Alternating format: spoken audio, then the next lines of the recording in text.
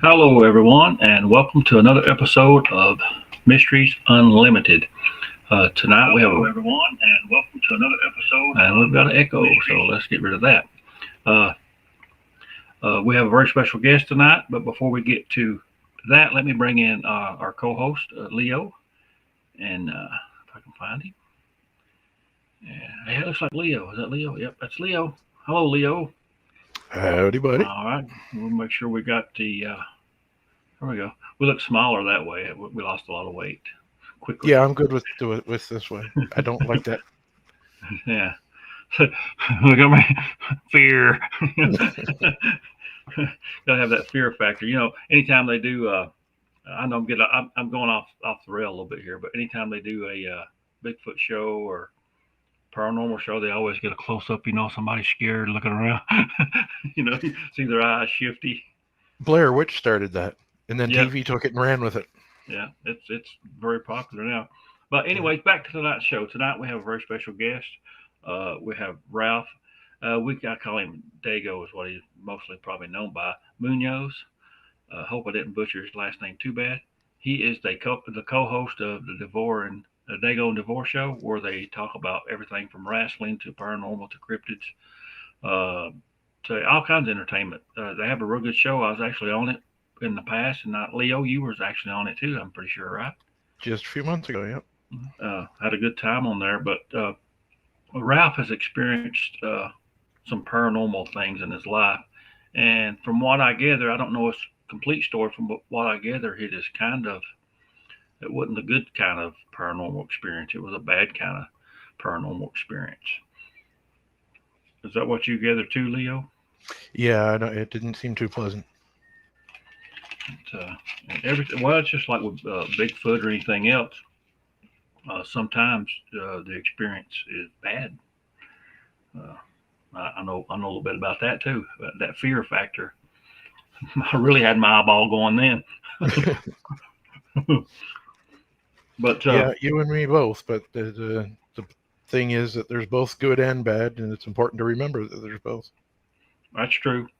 And I'm chewing gum because sometimes we're doing some new things tonight. We're actually live streaming on YouTube and on Facebook. And anytime I do something new and different that I've not done before, I get a little bit nervous. So I chew chewing gum and swallow it real fast. So because I'm nervous. So don't let that bother you. But right now, I think we should go ahead and bring in Ralph. Hello, Ralph. Oh, here we go. What's up, man? Are you all right, brother? I'm good. I'm not used to being on this side of the table. I usually have you guys on, interview everybody else, but it's interesting to talk about being nervous. I'm nervous now. I mean, obviously, I tell everybody I had a face for radio, and now we know for sure. Well, you're kind of a little bit hid behind your pop mic there, so. Let me tell you something. I was chatting it up with earlier with Leo, and I saw him twice. My computer shut down power automatically for no reason. It wasn't a screensaver or nothing. Every time especially on the Diego and DeVore Show, when we bring on guests to discuss paranormal, always some weird stuff happens. I was going to say another word, but I know this is a family-friendly show. Yeah. So it happened right before. I say, Leo, man, my thing just turned off. I was about to give birth to a cow, but happy to be on. And well, I know that night I was on your show, all kinds of weird stuff went on. Microphones quit working and just all kinds of weird stuff. Yeah, so what I'm gonna do is, because normally my camera is right in front of me watching people. Now I'm to my right to the other monitor, so I don't mean to be unprofessional, but we promise to ask you the very hardest questions we know. Oh yeah, well, I got a little cheat sheet here. I mean, okay. Well, yeah, I got a few little things here too. Anytime we have a guest on, I try to do a little bit of research about them, a little bit, see what I can find about them. Well, I know a little bit about their story, but with your story, I don't know very much about it. Leo probably knows a little more about it than I do. I do know it's paranormal related, and it wasn't maybe very friendly. Maybe you should start about telling us about a little bit first about your background, where you're from, what you do, and that type of thing, and then get into maybe your first paranormal experience. Great.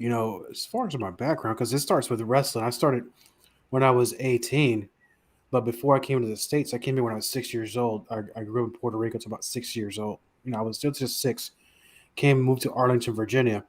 Speaking of about haunted places, and Virginia is a hotbed for that kind of stuff. Yep. Most of you all know that. And well, we can start with the paranormal stuff. Do you want to go with the wrestling? As far as let's go with the paranormal. We'll save the wrestling kind of maybe toward the end. Great. Because I know most people probably have tuned in probably for the paranormal, but no, like me, I'm a wrestling fan or from the old days. This new stuff I don't hardly get, but we'll get into that later. Tell us about your first experience with the paranormal. Yeah, and I don't blame you. I'm not really want to talk too much about the wrestling thing either. We know what we're here for. So with the paranormal, it started when I was about 4 or 5 years old, and my mother, she left me with my grandmother because she moved to the States trying to make a home for us, and so we all couldn't go, so some of us had to stay behind. And I stayed there for a couple of years back in the late 70s. So in my grandmother's apartment in a town called Santurce, Puerto Rico, very small place. I'm sure not a lot of people know about it. And we live in a 4-story apartment building, staying at my grandmother's house. And just beyond the other wall, it was this house. It was a nice looking house in a great yard. And a couple things stood out. I never saw anybody ever enter or leave this house. Never had a vehicle. I never heard a sound from people there. So every time about the same time in the afternoon, I would come home. We walk home from kindergarten, first grade, whatever it was back then. And it's right about the same time, music started coming from that house. And it was the same doggone song every day from ABBA. I don't know ABBA songs, but it lasted at least 3 or 4 hours. It was the same song over and over and over again. One would think, are they playing this so loud to hide screams in a basement? If there was a basement there, I don't know. So that's something I was going to ask you guys. Have you ever heard of anything like that, to where if you don't see anybody coming and going from a home, but music's playing there loudly, is that something that's normal?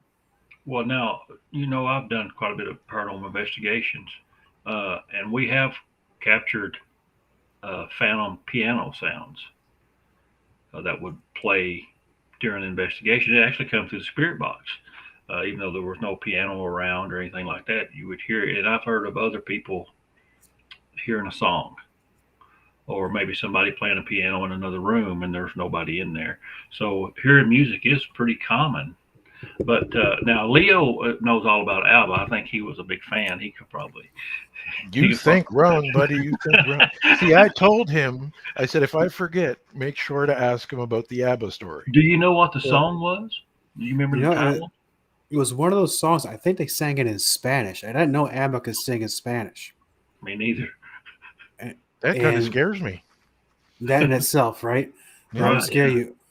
Although, looking back now as an adult, ABBA maybe wasn't so bad. But, I'm not ready to buy that catalog quite yet. And so here's where it gets a little bit weird, gentlemen, because this is every day. Every day, same time in the afternoon for hours. And the music would just stop. Dead silence. Nobody coming and going. A year down the road, we moved to the States in Arlington. We were not very well off family. We were very poor. It was my aunt, and my mother, 3 cousins, and me. We're all living in the same duplex home in Arlington. So this one night, and this is why I swear it's paranormal. I mean, it has to be. So it was around, everybody was asleep. I wake up at night. I'm about 5, 6 at this time. And guess what song plays that night out of nowhere? The ABBA song? The ABBA song. Now, this goes on for quite a while at night. And I'm the only one who's awake and can hear this. I'm walking to everybody's rooms. Check my cousin. Well, they're out sleeping. Check my aunt's room. She's asleep. My mother's asleep. I'm standing by the staircase upstairs. I'm sitting there with my hands over my ears. I'm thinking, this song it gets louder as it keeps going. So I'm not an expert. Obviously, there's a paranormal take to this, but This is not something that happens that's normal in life. Right. So, and as far as music things like that, it's, I think, pretty much the same as what Tom said. You hear stories of people will say, you walk by this house at a certain time, you'll hear piano playing or you'll hear somebody playing guitar or whatever. It's not really happening, but you moving away and then boom, there it is again. That's wild. That would make me think that whatever was doing it was attached to you or something that you brought. Maybe, I don't know, a toy or a teddy bear, clothing. A lot of times we see that in the paranormal, that a spirit or entity will be attached to an object. And if you take that object with you, of course, you take that entity with you. And sometimes they're attached to a person even. So, right. And I understand it's a generational thing too, right? yeah, sometimes, yes. It just passes right on.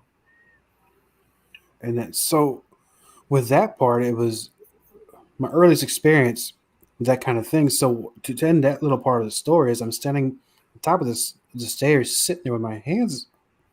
I was like, let me do the normal thing people do in horror movies. Let me go check it out. Okay. Yeah.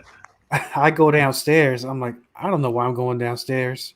I was deathly afraid, but something brought me to go downstairs and check things out. Not a light was on. It was pitch black, and I'm walking around the house and looking for something. I didn't see anything, and the music just stops. And then I'm by the back door looking outside, seeing if there's anything. Something totally out of as an adult, I'm not going downstairs and I'm packing heat.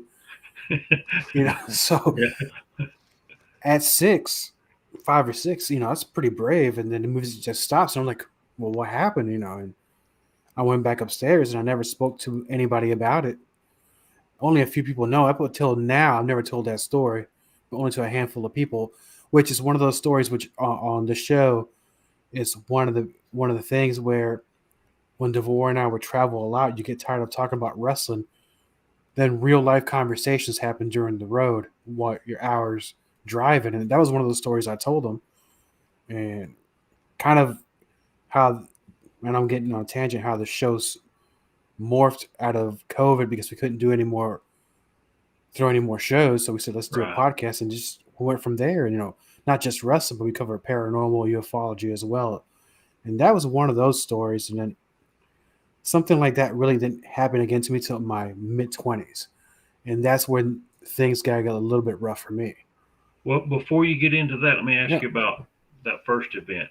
Did anybody else in the family experience anything that you know about? See anything, hear anything? Anybody else in the family? No, not with that.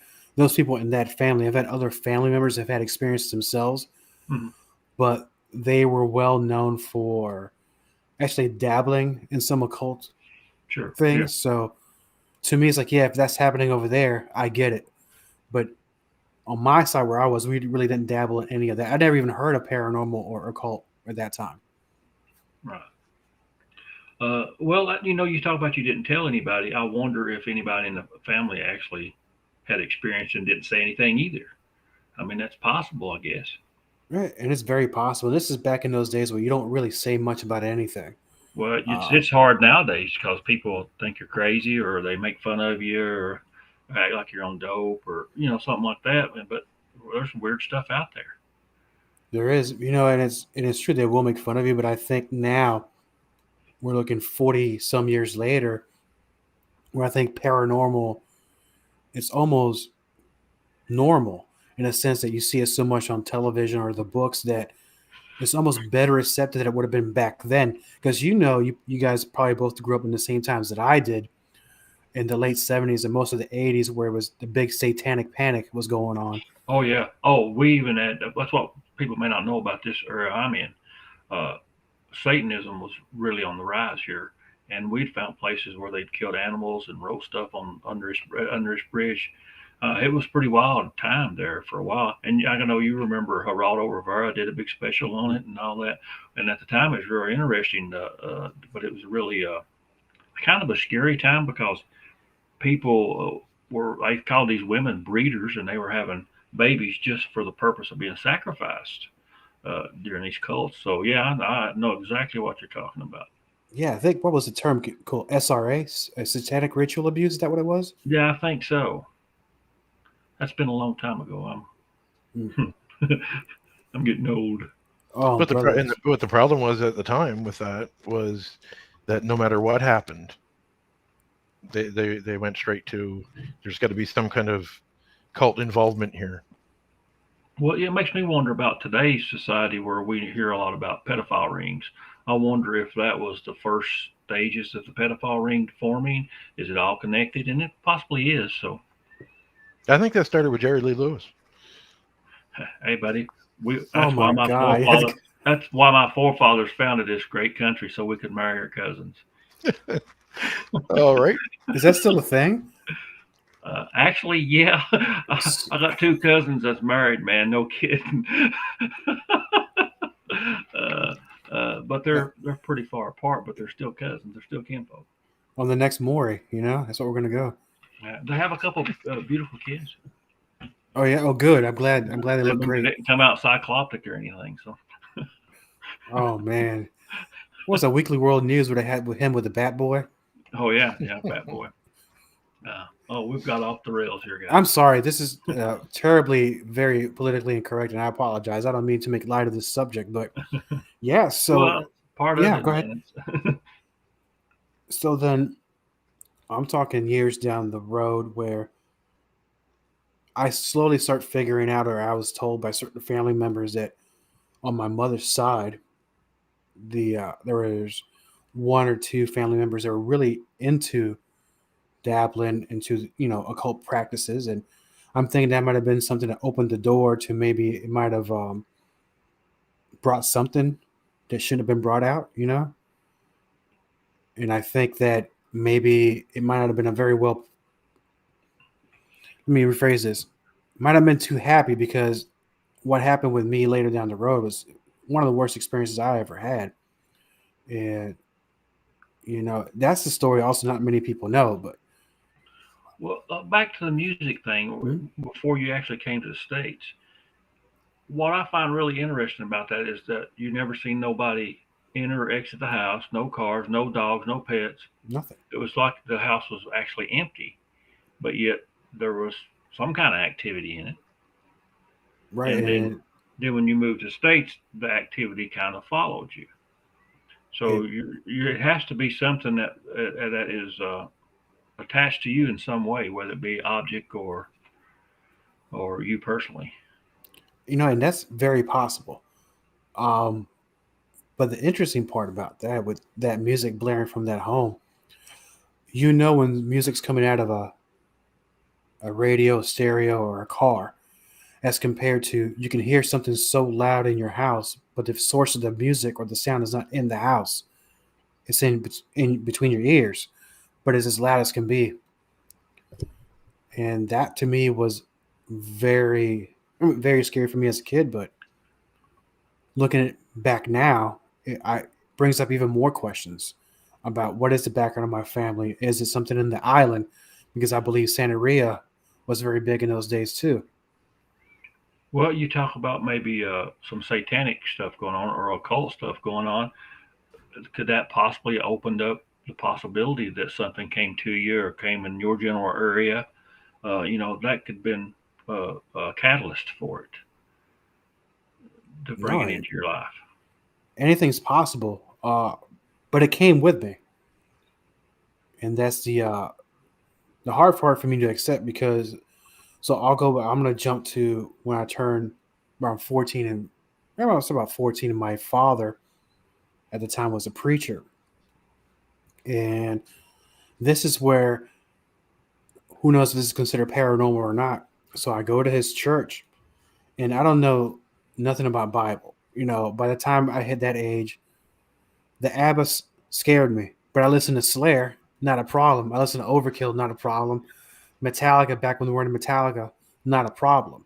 But you play that ABBA song next to me, and it gets me kind of upset. It kind of stirs something in me that, I don't scare very easy. But that's when that song comes on, boom, it's instant. So I'm sorry, go ahead, Leah. You say something? So, in forgive my ignorance, but so, and if I'm wrong, but in Puerto Rican culture, is there not kind of a black magic type of thing that people can get pretty seriously involved in, and then another one that isn't so like black, isn't such a dark thing, more of a religion, but not not a dark type thing, but yet there's also, is there also not another type that's the name, I can't think of the name right now, but uh, that's a very dark type of thing. Could anybody, like, previously, like before you in your family, could they have been involved in something that kind of got passed down through you or to you, with like an article of clothing that got passed down or something? Possibly through another family member. Now, I know what you're getting at, and I think it's one of those when they mix Catholicism and some sort of occult practice. And I call it occult because it's a generic term. I don't mean it to be disrespectful, but I think one of those is, and I think I might have mentioned it earlier. Santeria. Does that sound, or Santeria? Does that sound familiar? When you said that, that's something I've heard of before, but I don't know if I'm connecting the two because I want to or because it's right. So Right. And it's funny because and I keep stepping back. When I was purchasing a car way into adulthood, the finance manager, another guy who's from the same area I was, he goes, we started talking. He goes, "Oh, so you're from this town?" I go, "Yeah." He goes, "I could tell by your dialect and all that." I go, "Okay, great." He goes, "Here's my number." I go, "Okay, why do I need this? I'm just buying a car." He goes, "When you're ready to learn the real history of your people, give me a call."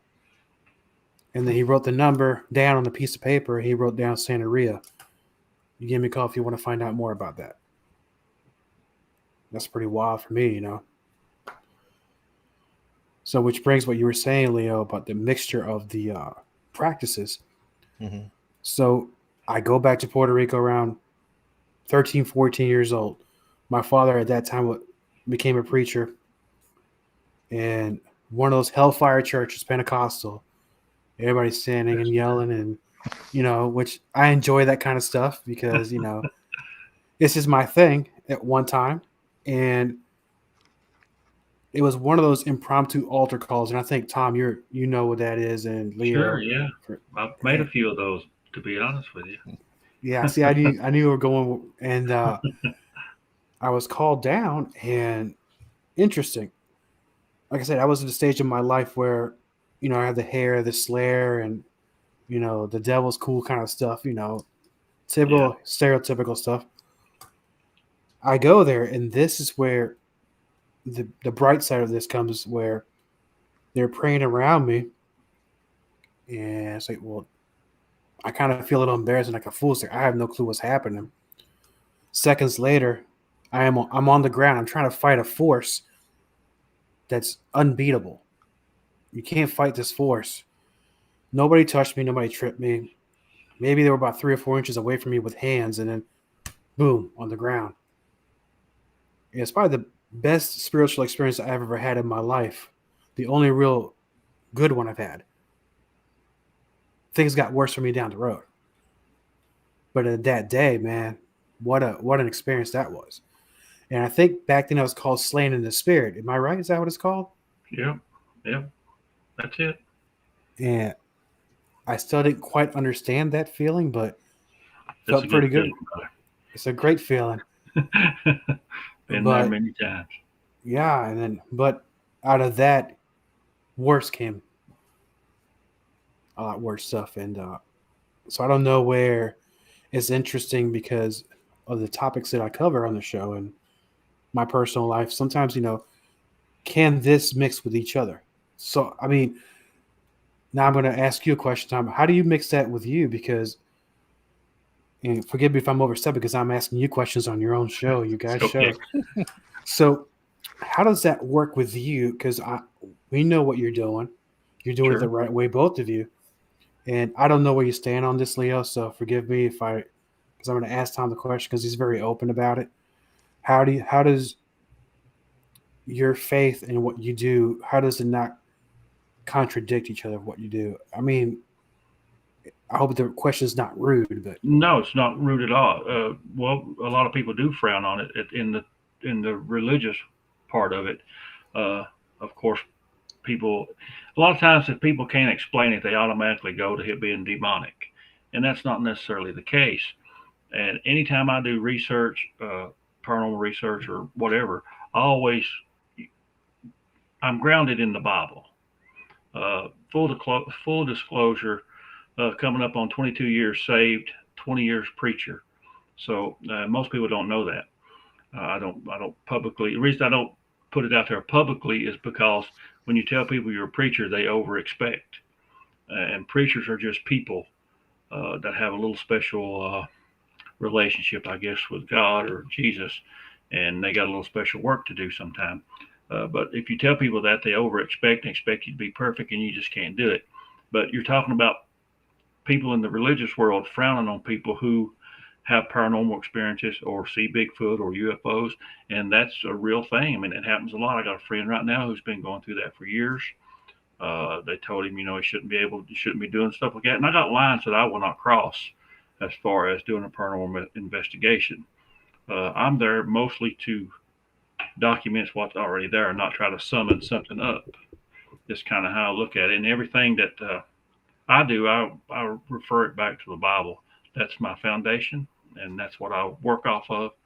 And I guess that's my grounding force, I suppose you would want to call it. But I do get a lot of flack, from people that don't understand. But I'm looking for bigger answers. It's I don't know if you've ever watched any of our paranormal investigations, and some of our stuff don't make it into films because it's more of a personal thing. We ask questions, not necessarily are you here, what's your name, which that's just standard questions. But once we do get something talking, we ask questions about the other side. And I do it to find out knowledge to help me, to help people lead them toward Christ. Is why I do it. Uh, Death is a thing that frightens a lot of people. And if I can get some kind of insight to comfort them and let them know about their loved ones or find out just more information on a personal level that helps me understand the whole process, I'm more able to help people. It's kind of how I look at it. And there is a hierarchy on the other side. I mean, there's things they cannot talk about. And usually, like I said this a little while back, usually there's a dominant. If you go into a haunted location, usually there's one entity that is dominant in the location that kind of controls the other ones. That's something I would like to understand better.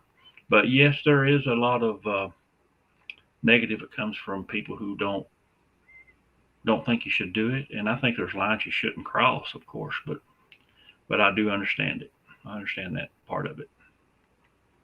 I hope I answered your question. No, you over delivered. That's great. No, I appreciate that.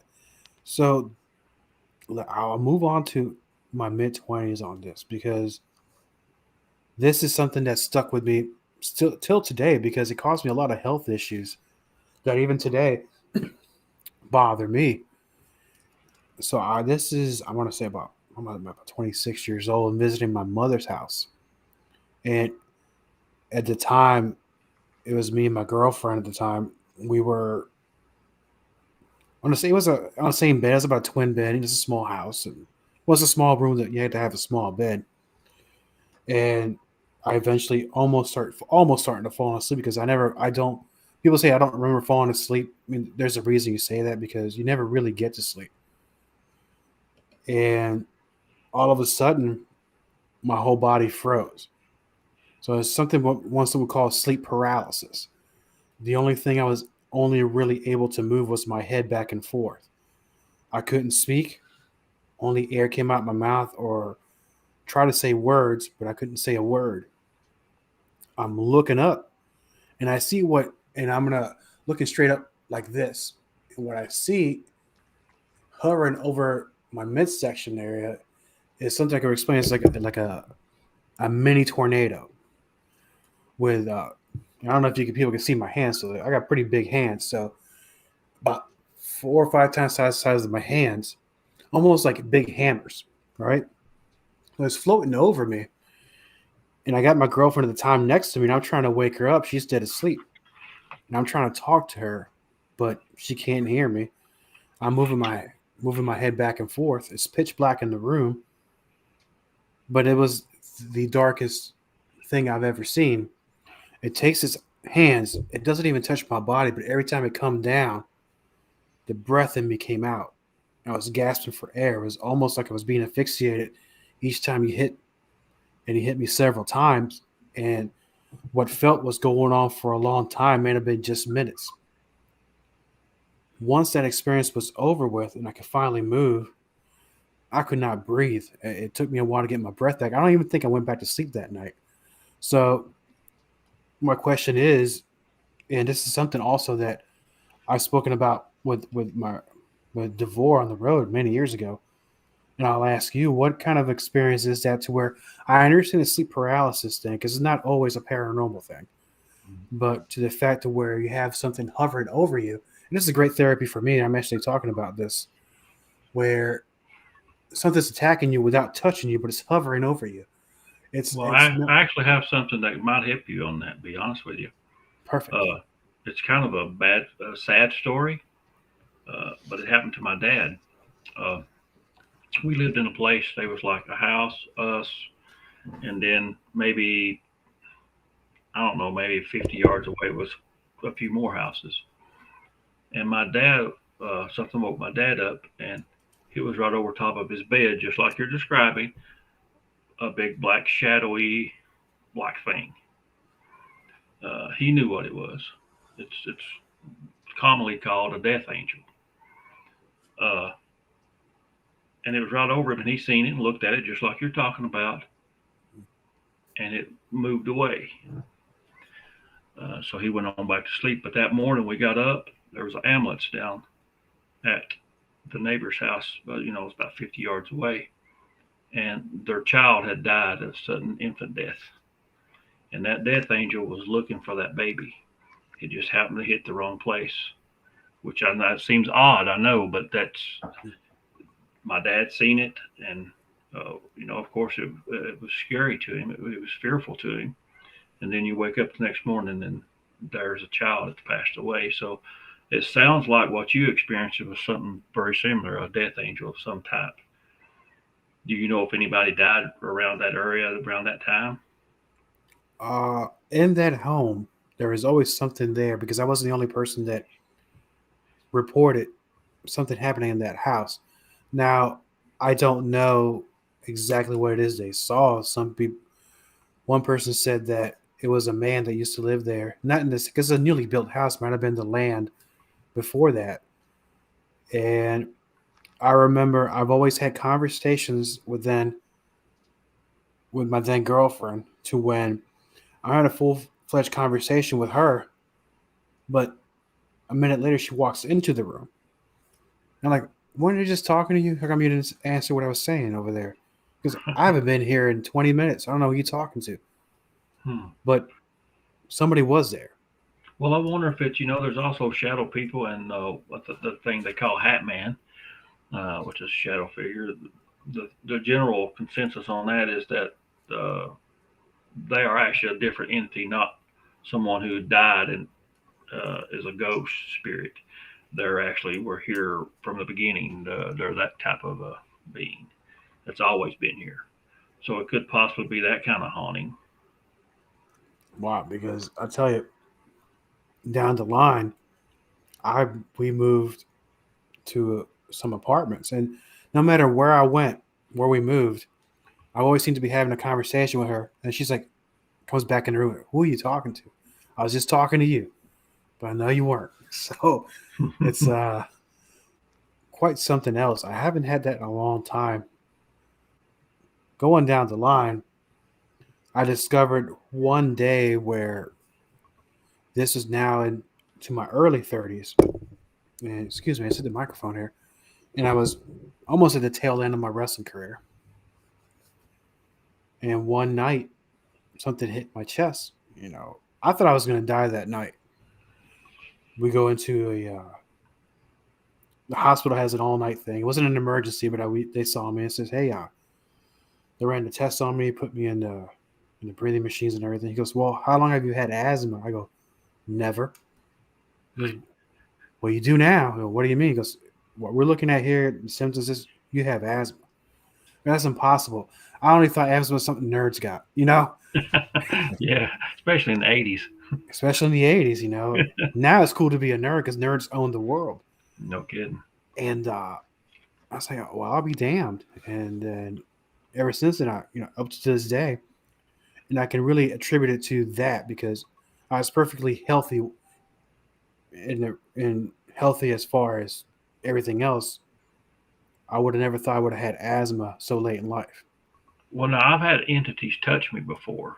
Pull my camera. I've had them touch me on the back of the neck. So, some people say that they can't touch you or harm you, but they can. I know you've seen people that get scratched or something like that. So, I don't know why it would cause you to have asthma, but I don't know. I do. I know they can't touch you. I don't see that out of the realm of possibility at all. If they can do it touch you on the outside, who's to say what could do especially damage. if it's something extremely unpleasant. I mean, the morning that I quit drinking, I woke up and it was almost a stereotypical outline of how they show death, like the Grim Reaper. At the end of my bed, it was just a dark figure, and there was playing cards, and I didn't see a physical hand, but I saw playing cards, and these playing cards were being thrown at me like this, and there was blood flying off them and hitting me. Now, this is just after coming out of the hospital the night before from alcohol poison, got home and drank another 40-ouncer. And so this dark thing is flicking these cards at me, and I can feel the blood hitting me, and I don't know if I could move at all because I didn't try. There was just what was happening in that moment at the time. But so that would be the closest thing for me to something like that. But with sleep paralysis, if I'm woken up too suddenly, I'll wake up with almost like stroke symptoms. My left side will be completely numb. I can't verbalize my words. I can get a few words out that just don't even go together. But I wouldn't think that to rule out that something wouldn't be powerful enough to get inside your body and cause something. I think it probably could. Yeah, because it's my understanding. Well, before that, with the cards, did you get to see what was on the cards, the face of the cards, or anything? No, the only thing I knew there were playing cards, but more detail than that. The detail I was paying attention to was the blood flying off them, hitting me in the face, because it was like, well, it'd be like if someone was taking water and flicking it at your face. I could feel it, but there was nothing I could do about it. I couldn't see any better than what I did see, and all I did see was just like basically the head and shoulders. And that was July 16th, 2014. And yeah, that was the day I said enough of that, because whatever that was to me that night, well, early morning, that was death. And I think I got the warning that, buddy, your time is just about up. So that's when I put the plug in the jug, as they say. Wow, what a hell of a warning that was. So, well, I earned it, man. I earned it. So with these entities, it's my understanding as a junior person studying these things that it's not only one, because if it's inside of you, it usually brings others with them, right? Yeah, sometimes, yeah. I don't know if you've ever read Hostage to the Devil by Malachi Martin. For a long time, that book was banned. He was a Jesuit priest, and he performed exorcisms. And the book chronicles, I don't know, it's been a long time since I read it, 5 or 6 different exorcisms, and they actually talked to the people who were possessed. and it's really a real interesting read, and it kind of gives you an idea of how these people became possessed. In one case, the guy, it took years for this spirit dealing with him and messing with him to finally get him to accept it. But it's really interesting read. If you get a chance, you should track that down. I bought mine off of Amazon. It's really a good read. Hostage to the Devil. That's exactly what I'm doing tonight, as if I don't have enough problems. But I will be reading that. I'm writing this down. He even talks about in the book about they actually had video recordings. They would record the exorcisms and audio, and they talk about people levitating and everything during the exorcism. It's really interesting read.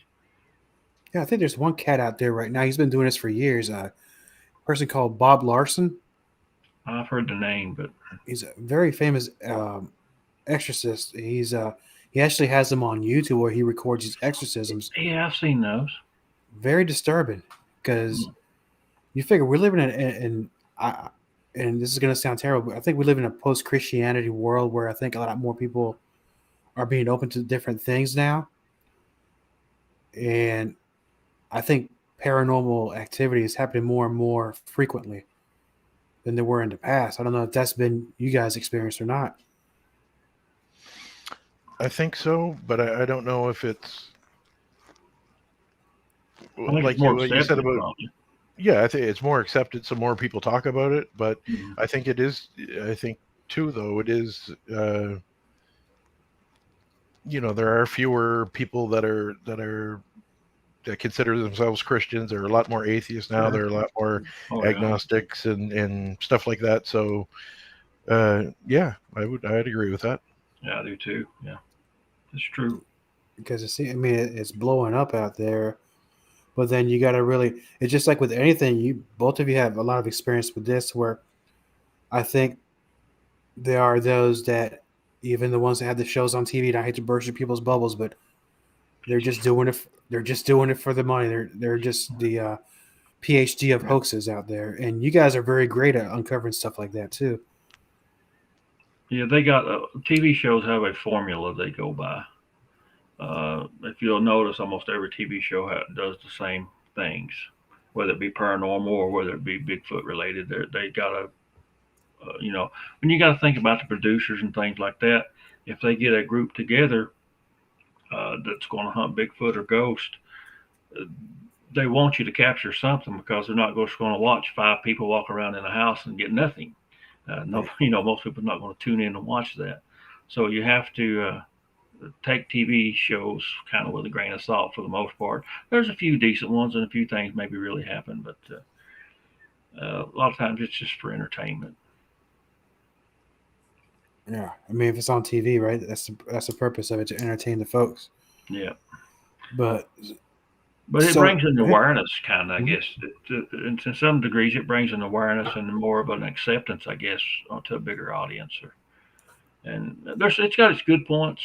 As far as maybe bringing people, witnesses forward and things like that. But you got to remember, it's TV.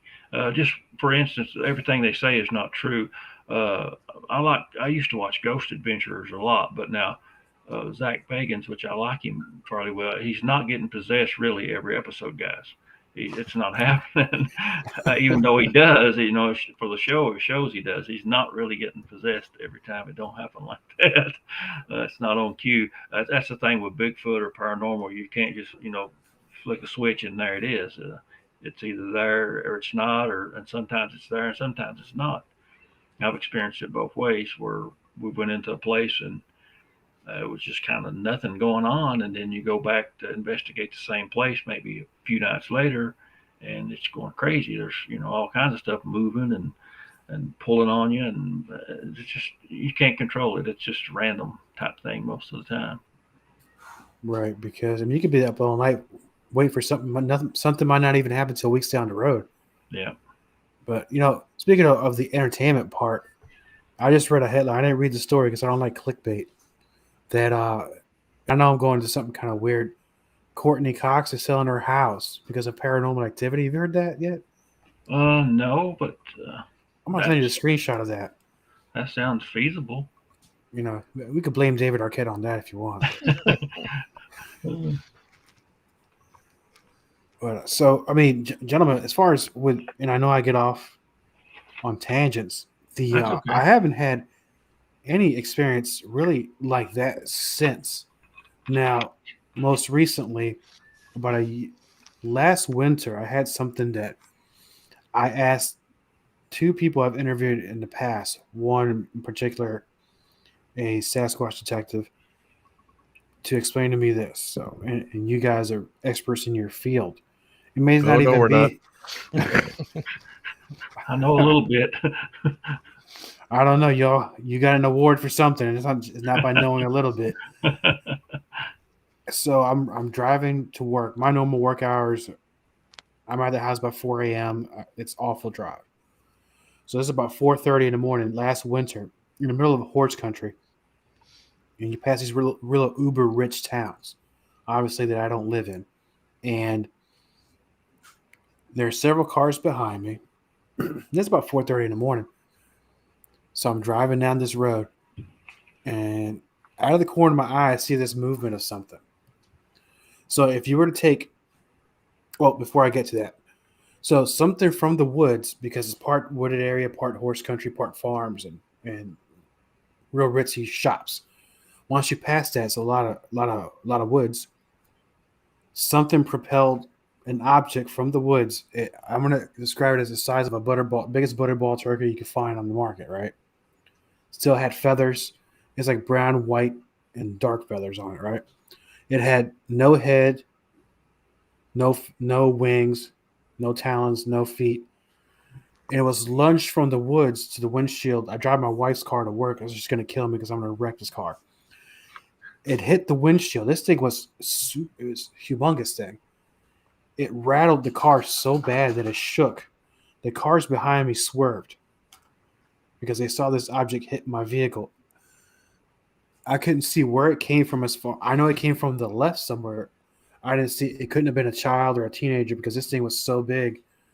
And it's almost like if there was something in the woods that bit off the head, the feet, the feathers, and just threw the body at my windshield. And in Virginia, that's not very common. And I know that's in the last couple of years been more and more sightings of a Sasquatch or a Bigfoot. Yeah. There was one in Ashland, Virginia, I think last summer, and a couple other towns. But so what would be your take if I'm coming to you and say, hey man, if I were to call you guys, say, can you guys investigate this? I gave you this information. What could that be, you think? Well, I do know of I've heard of stories of Bigfoot taking turkeys right off the roost. I don't know, most people may not know that, but turkeys will fly into a tree and roost for the night, just like a chicken or whatever. And I've heard stories of people seeing Bigfoot snatch them right off the roof, right out of a tree branch, early in the morning. So could be. I mean, that's an area I would like to get into and looked around anyways. Yeah, and I would think the first thing I'd do is, what else could it be? Yeah. And really, your options there are pretty limited. You're not going to have bears picking up a turkey and drifting it. So, do you think it was a turkey? I mean, what you could tell of it, was it a turkey? I would say it was shaped very much like in this further south and mostly in Virginia. This is in a town called Middleburg, Virginia. Very well off people there. The whole stretch of road, horse country. It was more like the size of a Canadian goose, because we have a lot of those where I'm at. Yeah, we got a few in here. Yeah, so it was huge. I mean, I said, take the biggest butterball turkey you find in the supermarket, put feathers on it, and the way it hit the windshield, it was almost like it was like a frozen one. But it didn't break did it break your windshield or anything? No, thank goodness it did not, because I was preparing for impact of the glass shattering, right inside the vehicle. But like I said, the impact was so hard it shook the car, and two vehicles behind me had to swerve because of the object that was propelled towards the vehicle. Well, maybe Bigfoot was tenderizing it, reckon? It's tenderizing me.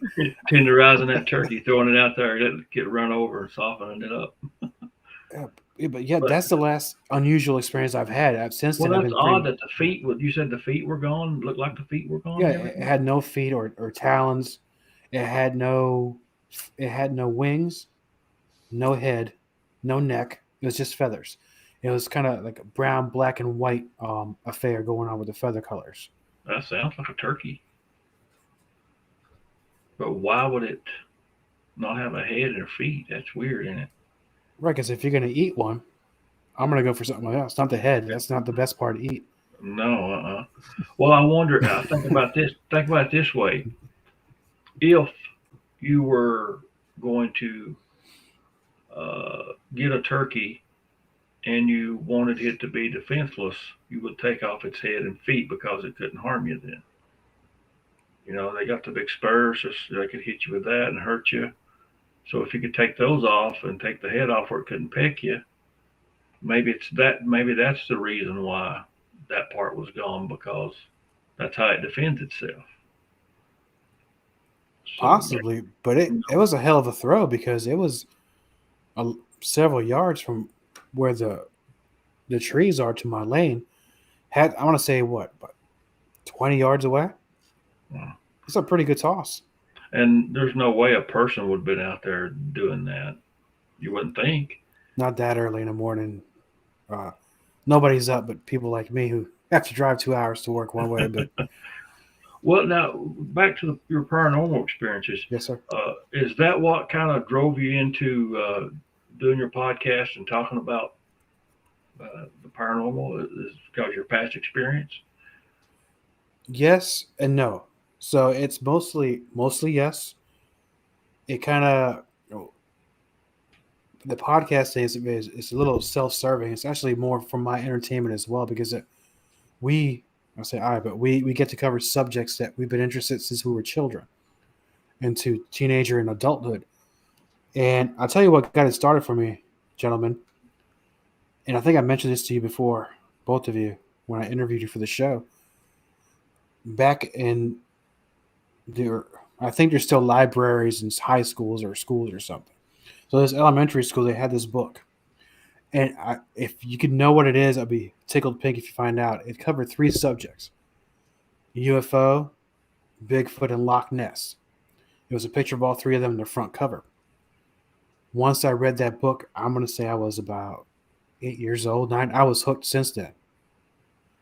And ever since, I just graduated to something else. So, you watch the cartoons, the fantasy movies, then you get into reading books, doing research, and especially when you enter into the church area, because when you start really digging into scripture, you start finding out an awful of interesting things that people aren't talking about. Especially when it comes to giants or Nephilim or demons. Sure. And it's just in the last 5 to 10 years where I think the church is really starting to take a really good look at that. But it just grew from there. And then what really got me into this kind of stuff is much later, if you've seen or listened to guys like L.A. Marzulli, he preaches a lot about Nephilim and giants in the Bible. He does his own things. I think he's kind of gone down to the UFO path some. But it seems kind of like where I'm going too, where not only are we covering wrestling. Wrestling is just, that's easy for us. We lived it. It's fun. But after a while, we got to cover other things that we find very interesting. So we've been covering a lot of things with paranormal, Bigfoot, and a lot of the UFO stuff. We just had a last episode about that topic too. So there's no limit to what we can cover. Because everybody we interview has their own spin or their own take on things, which is very healthy for discussion. Sure. Well, I think a lot of times it's based on your experience. Like with your experience with the sleep paralysis and the thing hitting you in the chest, people who have not experienced anything even similar to that, it's hard for them to understand. So I think a lot of our beliefs and our opinions are based on our experiences. No, I 100% agree with that. And I'll tell you something similar subject. When I was about 8 or 7 years old, I visited back. I used to visit every summer to see my family I stopped when I was a teenager. A neighbor of my aunts and my uncles at the time, they gave me a book, a 300 big old 300-page book about UFOs, right? Written in Spanish. Now, mind you, I don't really read Spanish. And it had a cover of a gray in the front cover.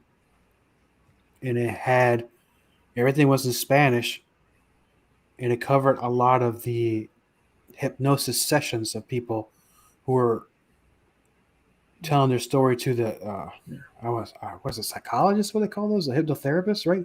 Yeah, hypnotist. Yeah, I got a friend who does that. He doesn't do the regressions, but he does hypnotism.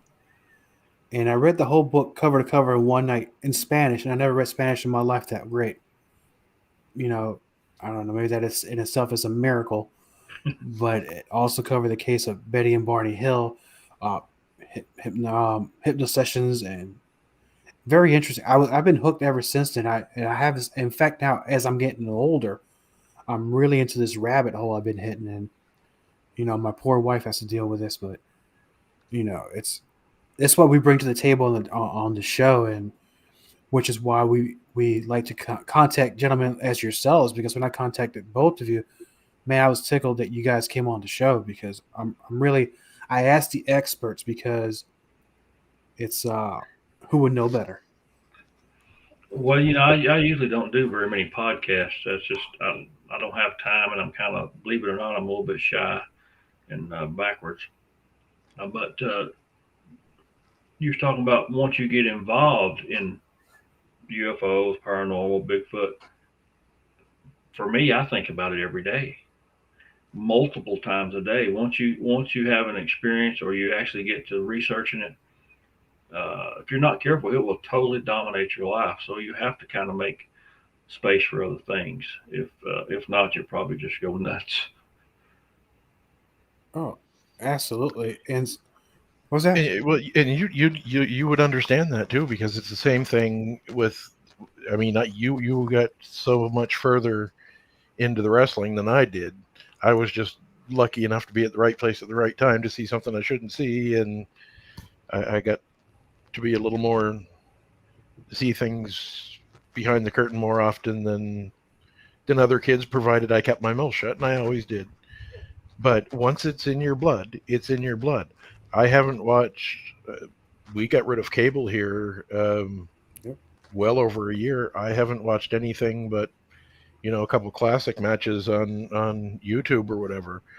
But just a little bit of time that I spent in that part of being around the business, once it's in your blood, it's in your blood. And it's the same thing with paranormal, Bigfoot, or anything like that. Every day you think about it, and every day it does become so big, then it can cause damage to your personal life. And I know because I've been there. 7-year relationship out the window because I couldn't stay out of the woods. Yeah, literally, right? Yep. So let me ask you guys this. I don't know if you subscribe to this belief. It's almost to where if you don't go looking for it, it won't look for you. But once you find it, they won't let go. In some ways, that's true. I mean, once I would determine in my mind of, speaking of Bigfoot, once I determined in my mind and I understood that it was 100% real, when I found, and that's not been that long ago, probably. I mean, I've always kind of believed in it, but when long about 2012 or 13 or so, finding all the tracks, and I know there's no way it was done by a person. The gate is totally wrong for a person. Uh, it satisfied my mind that yeah, there's something to it. And then of course I've had a couple of visuals myself of Bigfoot. So once you see something like that, man, you just can't deny it. To me, most people, I guess in general, like a good mystery. I do. I mean, that's something I like to learn a little more about. But like I said earlier, I do everything. I want to be grounded in what I do. Some people are. I don't think they should do paranormal. I don't think you should do Bigfoot. Their mind is not capable of handling some of the things they'll find, some of the things they'll hear or see, and it could mess them up bad. An example: is the UFO field. We know for years that the government put out bad information, uh, lies, fake stories, and they even admitted to it years later, and it actually drove one guy insane. It made him actually go crazy. It's in the film Mirage Men. The guys who actually ran the Cyclops thing talk about it, and they drove people insane. So it's easy to do if you're not really grounded in something. And I don't care if it's what it is. You need to be grounded, man, and not just be willy nilly out there. I see it happen a lot with paranormal investigators who are maybe not very experienced.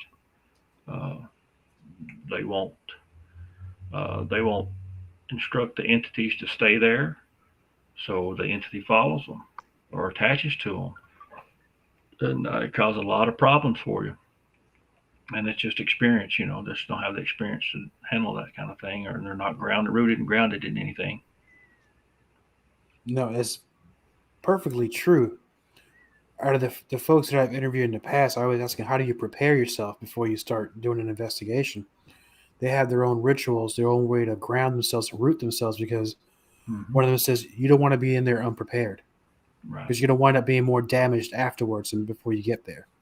Yeah, I've seen experienced investigators break down. I've seen things come at them, and then they've been investigating for years, and I've seen them come up against stuff that would break them down and cause them to cry, uh, because it's just you're overwhelmed with these feelings and emotions, and even though you're experienced at it, it's you can run into things that will shake you. I mean, both of you know what it is to be shaken by something you've seen, especially when you've had your first encounters with a Sasquatch or Bigfoot, right? I mean, it changes your life the second Oh you yeah, see it. yeah, And we yeah. talked about Oh that, yeah, Leo, right? with no prior interest in it, especially. I mean, it's going to shake anybody, but in my case, I had no prior interest in it at all. And then in that split second, everything that I knew about the world was gone, and gone, either gone or wrong, because this hair covered man in front of me, there wasn't nothing about that, no science books. There were, it no, it rattles you. And I'll give you an example. I took somebody kept really irritating me to take them into my research area. So I did it just to shut them up, and I didn't, think too much was going to happen that day. Like, I'm just going to take him into the woods and get this over and done with, because he kept nagging and nagging and nagging. Like, all right, whatever. So we go in, not even 15 feet down the path where the way that we went in, we followed a game trail. We weren't 10 to 15 feet down the path when we get screamed at by I'm assuming, I didn't see her, but I'm assuming it was by the sound, it was a female Sasquatch, fully grown. The guy dropped to the ground in the fetal position, and wept like a baby, and he could not speak. And this was, I don't know, 10:30 or so in the morning. We couldn't get him to speak until supper time, and I had to pick him up and carry him back to the truck, drive him home, get him back into my apartment, which was at the time on the 4th floor. So luckily we had the elevator.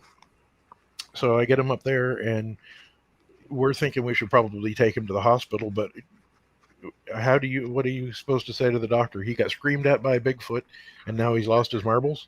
Yeah. So you're going to go So to a different doctor there. yeah, but yeah, so no, the subject itself can be damaging, and definitely the experiences that you go through are all of them, no matter how many you have, they all affect you to some point. Well, you think about like when you had your sighting, your paranormal experience when you were young. Think about these other young kids that have that and don't talk about it. That could actually damage them. They need, and because if they do tell their parents, what's the parent going to say? Most likely, you're imagining it. It's not real. they're not going to believe them most of the time. Right. Or, it could be something the other side of the coin on that is, oh, now you can see. Because some families have a history of that, Sure. it may skip one or two of the relatives, but they know when one of their either a niece or a daughter or a son is like, now you can see. It's almost like putting, I'm not mean light, going back to wrestling, putting on your special sunglasses. Now you can see, like on They Live, Yeah. Now you can't unsee it. Good movie. Yeah. Aggressive. Yeah. It's we all of us guys, we kind of grew up in the '80s, and we had the best music, the best shows, and which of course our parents always claim the '60s are. But go listen to that '60s music, listen to the '80s music. Not even the contest. Not even. That's very true. So let me ask you. So where are we today with some of the research? Because I seen Tom, I see you doing some pretty good stuff out there. I catch up with some of the videos you release, and so what's out there currently? You mean Bigfoot wise or paranormal? Yeah, or either one, man. I'm interested in all. Well, I've not been out a whole lot during the winter time. I'm actually getting out some now. We took a a little over 7 mile hike. Me and my wife did the other day, and then we rode the ATV through the mountains just a few days ago. Probably, I don't know, probably 20 miles or better. Just looking around, and it's much. We got some logging going on in this area right now. That I think is hurting one area that I know had Bigfoot in it. I don't know if it still does. I'll find out later when everything gets green. But I know of 2 or 3 places where there are, which I can usually find Bigfoot activity, tracks, tick formations or something fairly often. Some of them not been back to, but that's going to change here as the weather, of course, gets better. Right. Paranormal wise, I got some things lined up maybe in a few weeks to do some investigation if time permits. I stay real busy working. So now last summer, we actually had a visual, me and a friend from Arkansas. We looked through a set of binoculars at a Bigfoot. He had he contacted me through email and specifically wanted me to take him out Bigfoot. And he'd had an experience many years prior while turkey hunting, I believe it was. And he wanted me to take him out. He'd seen some of my videos and things like that. So I took him out, and I told him before he ever came here, I told him, I said, man, I can't guarantee we'll find anything or see anything, but I can take you to some places where I've found stuff before. And we actually found quite a few tracks and had a visual that day looking through binoculars. So it turned out to be a good day. I plan on going back there too. Well, and my goal I'm still about a month away from being able to get in the woods. I have to watch all this stuff, Tom doing all this stuff, because the weather is already, spring's hitting down there. I'm still up here freezing well, it's cold, I'll just put it that way. and we're getting storms like every 3 or 4 days, so we're still getting storms every 3 or 4 days, but we have a big project to work on. But I'm still about a month away from being able to get out and do it. Yeah. And I don't even have, since January, I don't even have any new paranormal reports or Bigfoot or Dogman or anything like that reports that have been given to me since January. So things are starting off slow. So we're hoping that spring is going to get here and get things going. Yeah. Well, we got quite a few people on our team that's tied up doing some different things right now and don't have the time to put into it. And of course, me and Leo are not.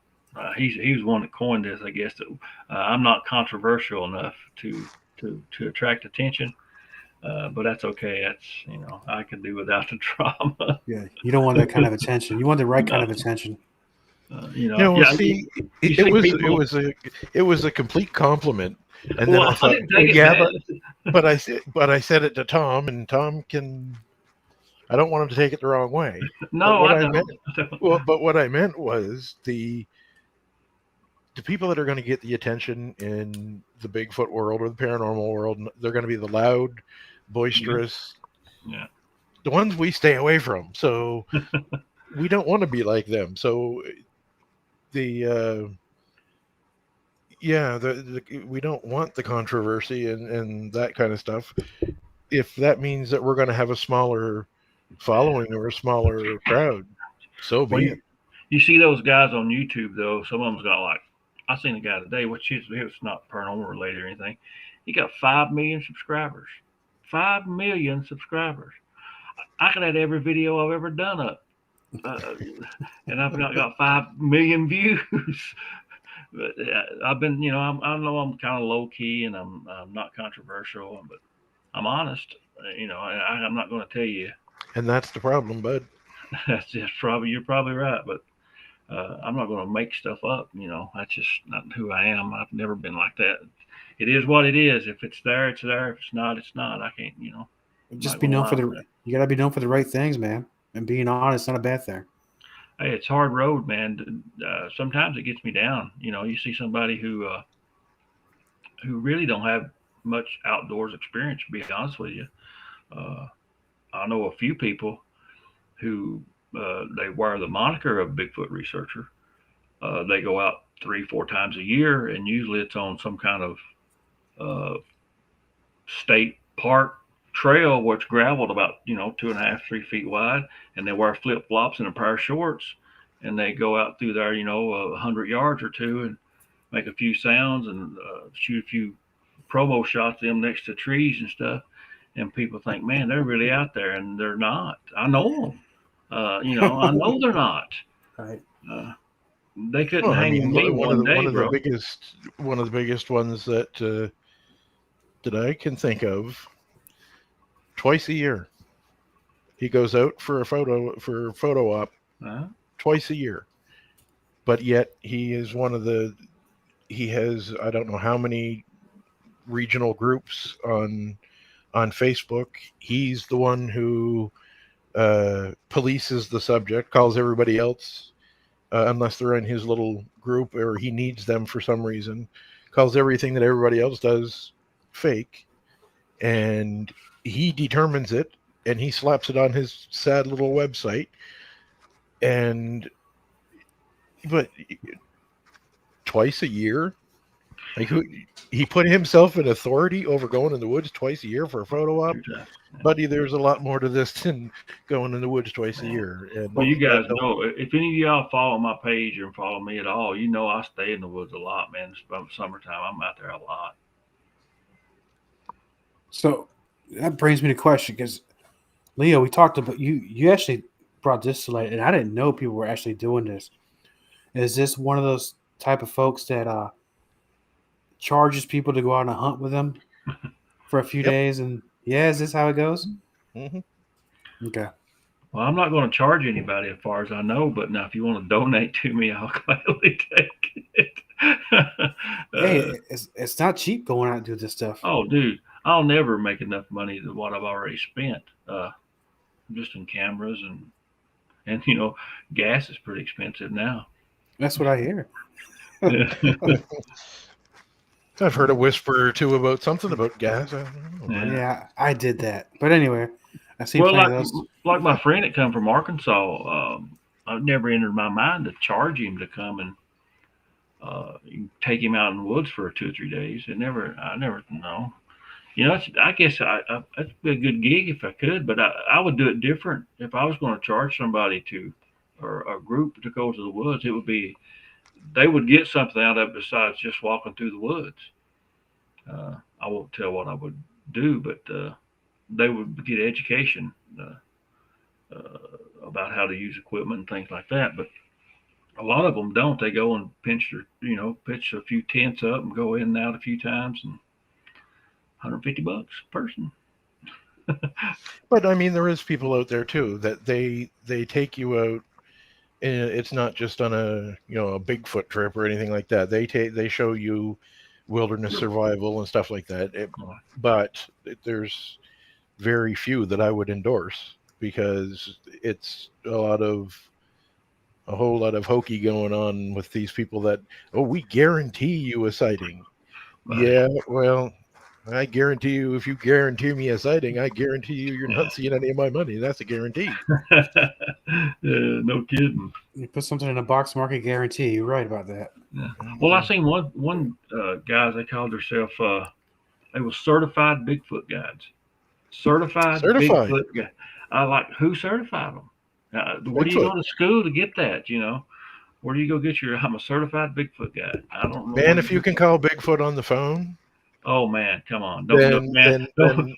I'm not bad to rant and rave, but that's one of the most ridiculous things I've ever seen.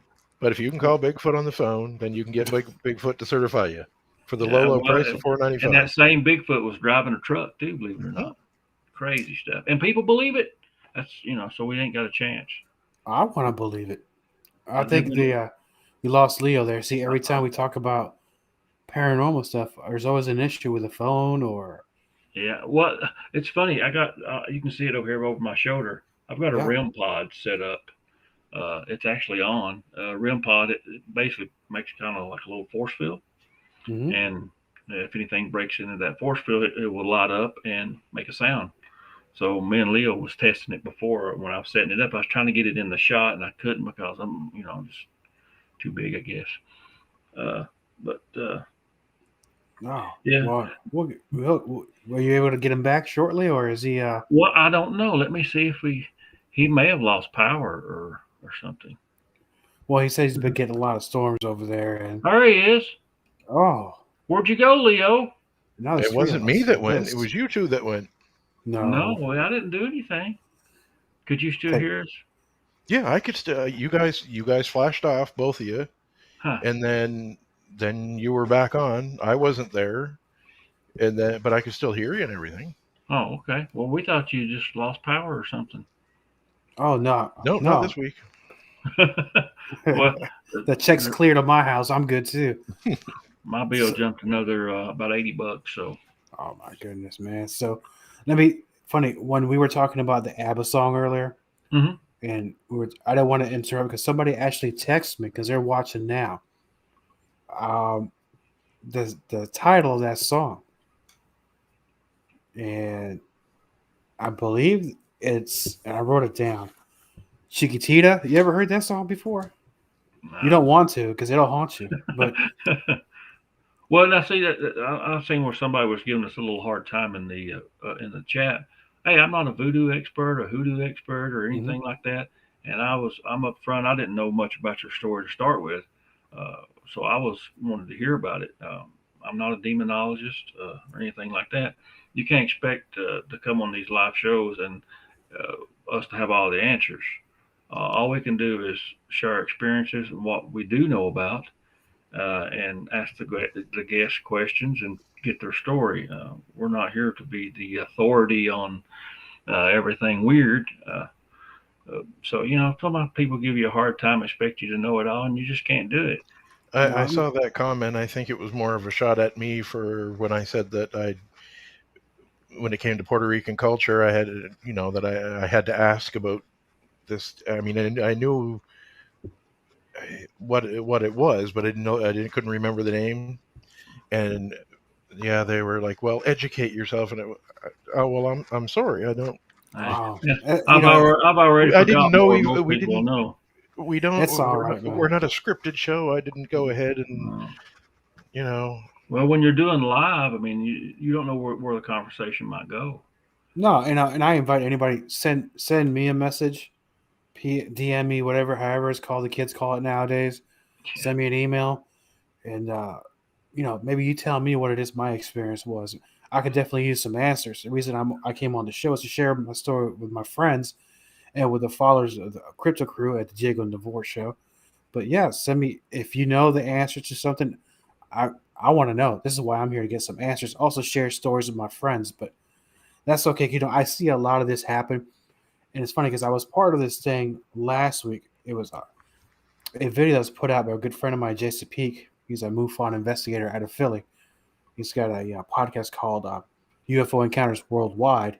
Him and a few people got together, a lot of videos from people who are in the field of UFOlogy. And I was happy to be invited to say a few words. And it's about a peaceful disclosure. So apparently it's a thing to where, and I think it happens also in the church or in sports, especially in wrestling, where people take sides and they think they're correct, more correct than the others. Mm-hmm. And apparently, UFO Twitter was a thing where instead of people trying to find answers together, all they do is fight. This guy, you don't know what you're talking about. You don't know what you're talking about. And the event was, in fact, it was a lot of podcasters, and I was happily involved with it. Invited, and it was about let us all get to peaceful disclosure. Let's all talk about these things and talk about our experience, the reports, and what we do, and share it in a peaceful manner, so we can all get along and talk about these subjects without giving Well, each see, other heat. that goes back to experience. Mm-hmm. That was UFOs in general was my first thing I was interested in growing up. That's when I was young, seeing a flash of light in the sky. But see, it goes back to experience, and I'm willing to learn. I'm willing to listen to people that's had different experiences. Now I want to be logical about it. If it don't hardly jive to me, I can't get on board just because you said it. I mean, I won't, especially if it's something far fetched. If it's something, out of seems weird to me. And I've seen a lot of weird stuff and experienced a lot of weird stuff. But some people tell stories that, man, Sci-Fi Channel wouldn't even touch it. No, and we all have our own experience. In fact, because I read one of your books, is immediately I downloaded after my first interview with you, Tom, and was it in the book, or were you telling me about something you saw in the sky while you were driving on the highway? Oh yeah, that was the one that fanned out over top of the car. Yeah, that was. I come to find out later that a little girl had got killed getting on the bus or off the school bus right there in that general area. And I didn't know it at the time, but I actually played basketball with her brother in a men's basketball league I don't know if it's what you call them, semi-pros or whatever they are. Done that for years, and I didn't even know it was his sister. Somebody else actually told me, but that was really a weird experience. So I've seen some weird stuff. Yeah, I mean, I would, advise a lot of the folks, and I know you guys release a lot of books, not only your own but others too on the Sure. Zombie Press Media, right? Zombie Media, yeah. Yeah, and so everybody has their own take about their experiences. It's the great thing about what you guys publish, and I mean, you guys do great work out there. Well, I appreciate it. I think everybody, just like me, I've been told repeatedly I have poor sentence structure, and I know I can't spell worth a darn. So I'll tell you this funny little story. When me and my wife was dating, I kept 2 dictionaries beside the bed to write her love notes because I couldn't spell. Couldn't spell it. I wanted to make sure I didn't want to look like too big of a dummy. But it worked, Hey, I got her. Well, that's part of the charm. Yeah. But I think everybody will have a chance to tell their story, whether they're they got a English degree or writing degree or whatever. If you got a good story to tell, and you can put it down on pen and paper or in notepad or whatever on the computer, I think you got a right to try to get your story out there, and I'm trying to help people do that. No, it's very empowering to get your story out there and have the support from friends or even strangers who may have had the same experiences as you. I would welcome them to any of them come on the show or on your show and tell us about your experience. What did you ever find out if any of your other family had any kind of experiences once you moved here? I've heard some stuff in the past. I know I had an aunt that was really big into, I'll use a generic term, dark arts. Mm-hmm. And I know things didn't end very well with her. And there's always been another term to use, a dark cloud over that part of the family, but it could be related to that. It could just be purely bad luck. I mean, some things in life, not everything's paranormal, not everything's an alien, not everything's a Bigfoot. Sometimes you just out of luck. Things happen, Yeah. And, well, that's like most encounters of Bigfoot or ghost. It's most of the time it's random for people. Most of the time when you see a ghost or have a ghost experience or paranormal experience, it's not because you're looking for it.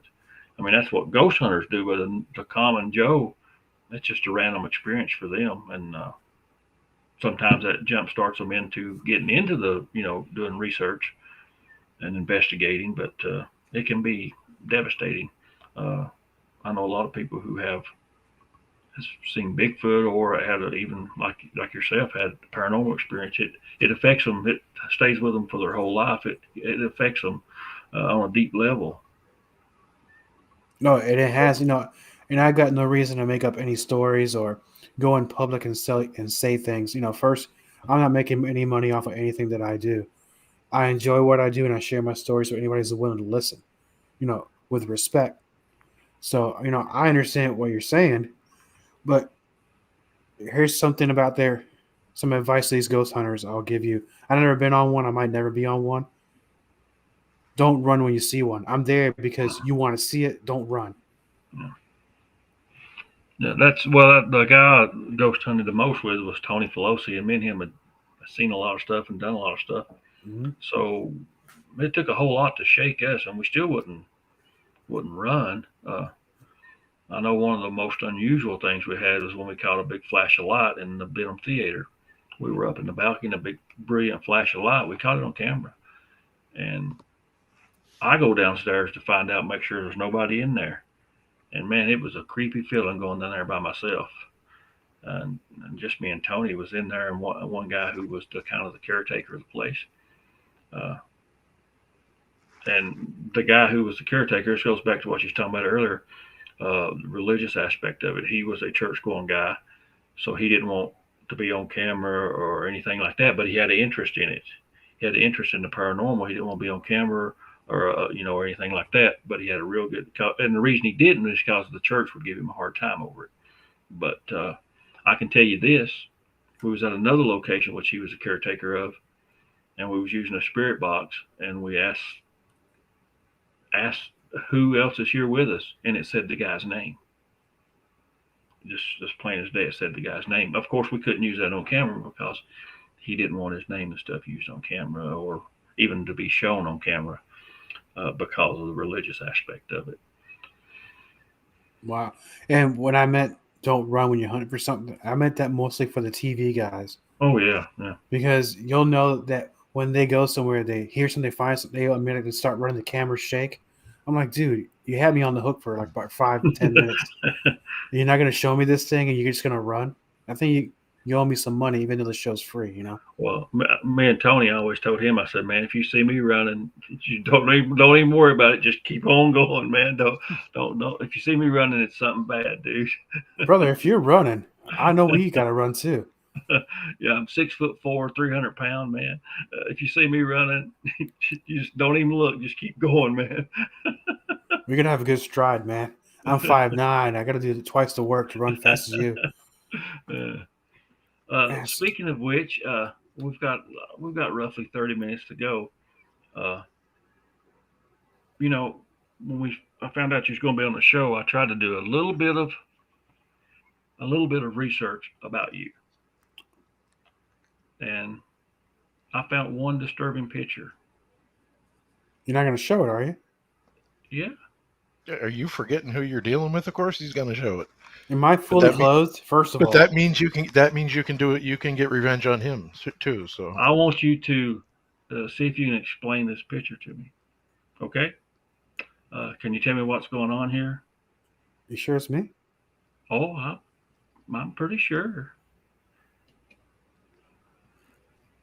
Oh, we'll see that gentleman. Well, I was saying hi. This is my good friend Gary Whitehurst. He's now a cruise director. Well, where'd all that hair go, man? Well, I think hair clip for men was too expensive. So eventually I had to give up and just shave it, brother. But that gentleman, he was the announcer of a company called NACW. This is back in North Carolina. This is probably 2001. Okay, this is, for people who do not know, this was back in your wrestling days. Right. I mean, you wasn't wearing this awesome purple outfit just to be fashionable. You was actually. The last time I wore it was on my honeymoon. Okay. No, never again. How long was you in the wrestling scene? I was 18. I was 18 years. I retired. I was at the age of 35, and I never looked back. In fact, I tried to train when I turned around 42, and I wound up hurting myself more than I really anticipated. So I'm still looking at this picture. It's very distracting. No, so Oh, come on, man! Look at you. Look at your body using awesome shape. it was something else back then. How, And how old are what's you the in that question? picture, Oh my! let me see. roughly? I'm gonna say maybe 31, 32. Oh, I wouldn't have thought you was that old at that point. Yeah, and 18 years. Great. I never really did a whole lot as far as making it anywhere, but I made a lot of great friends, traveled to a lot of great towns, and did a lot of shows. A lot of the states, mostly Mid Atlantic, and did a few shots down in Tennessee and Michigan or Wisconsin, New Hampshire. Once in Kentucky. I might have just missed you. Well, now I used to watch the Twice. wrestling in the '80s, I guess, back when Tony Atlas and Four Horsemen and all that kind of stuff was going on. And then as it progressed on, it got to where more and more half naked women got involved, and the storylines went all sideways and crazy, and I just lost interest. It wasn't no good to me anymore. So it's rare that I watch wrestling now. Now back about I guess 2 years ago or maybe three, we took part in Bubba Fest, which was a big convention in Knoxville, Tennessee. Uh, our guest at our table, who was at the time, I don't know if they're still dating now, he was dating a girl that was on our team, uh, uh, Bomber Jack. You know Jack Lord? Uh, he was a pretty big time guy, and several of the other wrestler guys come by, and Jack's a real nice man, uh, big dude too. He's still a pretty good sized guy. So that was kind of neat for us because that's somebody that was from the old school. Uh, Yeah, we see with wrestling, and I rarely watch it. I watch a lot of the independents, which is a lot of the guests that we have on our show.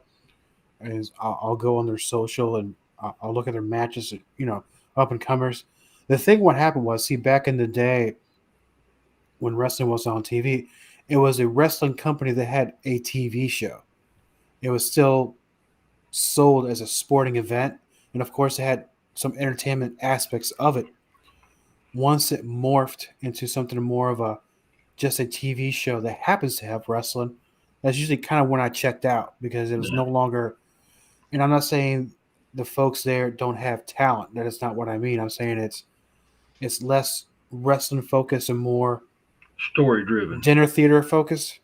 Yeah, And I mean, wrestling is a story driven product. You right, need that in order for me. I'm not going to care if Bundy and Hogan are wrestling unless there's a good story, right? right. So, but when it becomes more of just a more soap opera that just happens to have a ring in the arena and people might beat each other up, I think in my taste is if we could just balance it back just a little bit for more in ring centric, I I think agree with you. I think it'll have more life into it. But I'm not a billionaire running a $1 billion company either. But Right. that's Yeah, just my taste. they got bills to pay, Hmm. and athletes and talent that they got to pay and keep. But wrestling is still huge. Wrestling is still. I got friends who watch it. Man, if it's on, they're watching wrestling.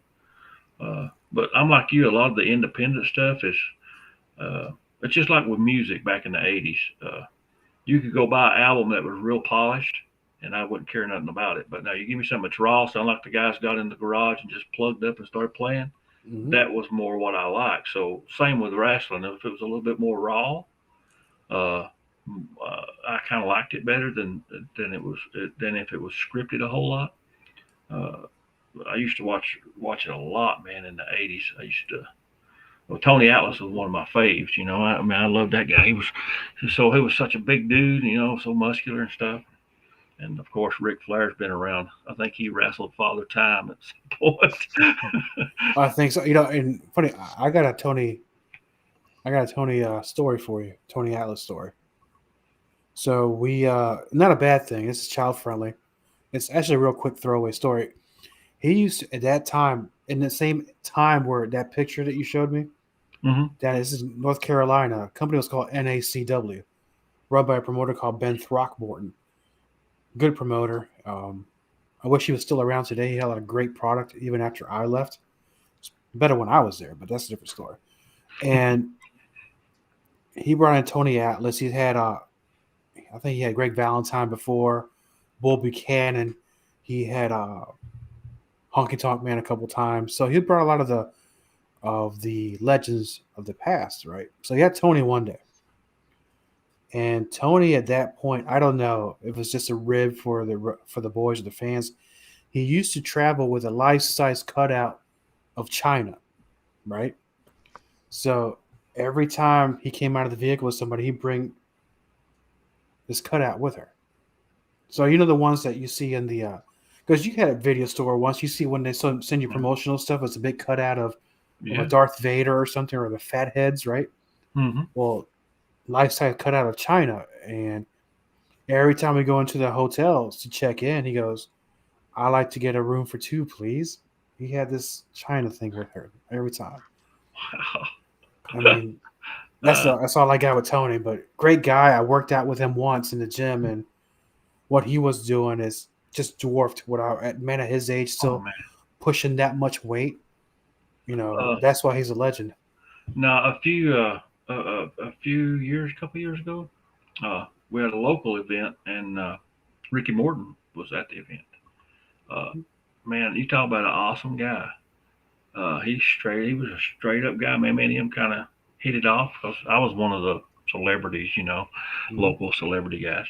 And I don't know where, I don't even know where he lives, but he'd come in, he'd got up on stage and gave a good speech, and I talked to him, and man, he's a really nice guy. And that was one of the first, probably maybe the only live wrestling event I ever attended when I was younger. Was Rock and Roll Express, had Iron Sheik, I think Sergeant Slaughter was there. I mean, that was in Western Kentucky, but of course, they was Ricky and Robert was young. Rock and Roll Express were young guys back then, Right. But yeah, poor Ricky couldn't find a woman to save his life. He had a hard time with that. Oh yeah, back then, yeah, terrible time he had. Interesting. Ricky now has that School of Morton. Is doing really well, and his son's wrestling, I think, too, with him, right? Yes, one of his sons. Mm-hmm. Yeah, but man, a lot of times you see these guys, and you meet people that you've watched, even in movies or whatever. I've met several celebrities and things. Sometimes they're not real cordial. They're not maybe really they're not likable. But now it's different. It was different with him. Man, he's a likable guy. You could wouldn't have a bit of trouble palling around with him. That kind of guy is how I took him. Me and him got along good. Yeah, he was always the positive energy in the locker room. Everywhere you went, Ricky always said, how to improve yourself, how to conduct business, how to have the better match. He'll watch your stuff and tell you, hey, here's what you did wrong. I never had a bad experience with Ricky Morton. Great guy. Yeah, I liked him. Well, now I met one celebrity, not a wrestler celebrity. Man, I didn't like him. It destroyed what you thought, and I found that a lot with wrestlers too. Is that I don't want to take a shot at anybody, but when it comes to that, but he was really, really popular. His brother was a heel. He passed away, and I knew them both when I met the babyface. I was never so disappointed in all my life, and this is I had met hundreds of wrestlers by then, but he did his thing so well that I thought, I'm going to sit here and talk to him for a few minutes, and this is going to be great. It wasn't. He was smug. His gimmick, if I say anything more than what I'm going to say, you're not going to know exactly who I'm talking about. But he took his gimmick way, way, way too serious. whereas his brother, who always played the heel, was the most down to earth, humble guy that you would ever want to meet. And I found that a lot more with heels than with baby faces. Yeah, in those days, I don't know about now. I've been in a locker room in a long time. It always seems that the ones that were the rule breakers, usually the nicest guys you'll meet. Mm-hmm. Yeah. Well, now the guy I was talking about he's a celebrity guy. He was recently involved in I don't want to give his name away, in a case that was a crime case. But he came to this show, and there was a whole lot of celebrities there. I mean, Chuck Norris was there, and a whole bunch of big stars. I can't think of the guy's name. The guy played Shang Tsung in the first Mortal Kombat movie. I can't think of his name. He was a really nice guy. I talked to him too. But this guy comes in, and he's got like, I don't know, 4 or 5 bodyguards around him, and all the other celebrities are just walking around, and he's got like 4 or 5 bodyguards, and you try to be a little bit friendly with him. I tried to be a little bit friendly with him, and man, I didn't like him. I wouldn't want to be around him too long. Now his son was okay. His son was pretty nice, but now him, nah, not a person I'd want to spend much time around at all. You can leave us hanging. Maybe when you come out with the next book, you tell us who it is, man. Well, and that's the thing. What ruined it for me with that brother was he acted like it was absolutely my privilege. He, without knowing anything about me, he acted like it was absolutely my privilege to be in his presence. And like you have no way of knowing this, but believe me when I tell you, I've been in the presence of much larger than you, but it just turned me right off.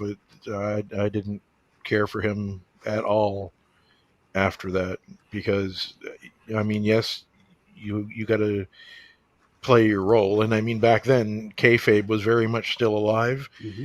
and that was it for me. When with the loss of kayfabe, in the internet, I want to go back to the way it was before then. So some other little kid like me can, see a little bit behind the curtain and feel like he's keeping the world's biggest secret and it's really important and everything like that. And that you're really involved, when I wasn't involved in anything creative. I ran to the canteen when they needed me to go to the canteen. I handed them a beer when they wanted a beer. I was basically a gopher. But to me as a kid, I've done that too. that was a huge deal.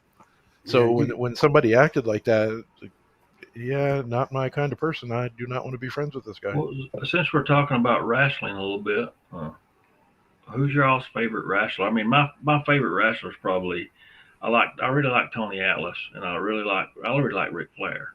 I don't know, he just, even though he's older now, I think he just turned 73 or something, and don't wrestle anymore. But I always liked Ric Flair. And I always picked on my son about him because I always say he was the best. He was the best. No, he's not. And that was probably my 2 favorite, which I had a lot I liked. But Andre the Giant was another guy I like to see. George the Animal, I like watching him too. I think he passed away a few years back too. But who's some of you guys' favorite wrestlers to watch?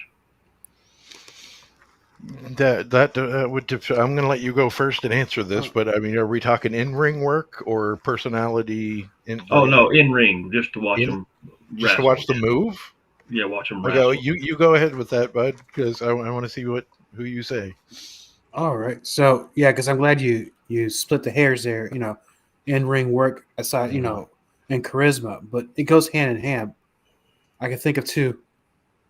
There's plenty, but top 2: Bret Hart and Yusha Thunder Liger. Those are my good ones. As far as Ric Flair is a legend, and I'm not. I have no right to even speak his name, but I do not see him as the greatest of all time. Who, Flair? Yeah. Okay. I don't. And the reason why is because, yes, he had all the pressure on him every night of the week, twice on Sundays, but so did a lot of other guys. He happened to have the title. But my problem with Flair's matches were, I wanted to see believable, and it's because of such a young age. I knew some of the stuff that was going on. I never found it was like Austin. I've never found one punch thrown by Flair or one punch thrown by Austin believable at all. Flair and Funk didn't care for it. Loved Flair and Steamboat because of Steamboat. Yeah, like because I mean, some of these guys are just, but with Brett, flawless, and Angle, leave the personal life out of it and stuff like that. The in-ring work, Angle, Brett, and yet I met Andre when I was very young, and I was scared of his teeth. He was the largest thing I'd ever seen, but I was scared of his teeth. But but in-ring work, I have to go with people like Hart, Hennig, Angle, people like that can do it all. But Flair may be the greatest story and the greatest. Oh man, nobody could cut a promo like him, though, man. He was the best. That's true. But as far as if I'm going with in-ring work that looked good and that was clean and that didn't hurt anybody, I didn't find Flair's work. He's Ric Flair. You have to respect him. He's Ric Flair. I just didn't find his work that clean. Man, but I mean, what do I know? So he get you fired up, get the fans fired up, though. That's the thing, because that he could do. Yeah, people went to see Flair and what Flair did. They wanted to see the same, but each time they were entertained. But so you were talking about Steve Austin. Let me tell you, I never met the guy. I think he did great in his career. I preferred Steve Austin when he was stunning Steve Austin. Because he was a wrestler then. Yeah. There you go. Yep. Not mean to say anything mean about the guy, but that's the style I prefer over the other stuff. But that's just my take.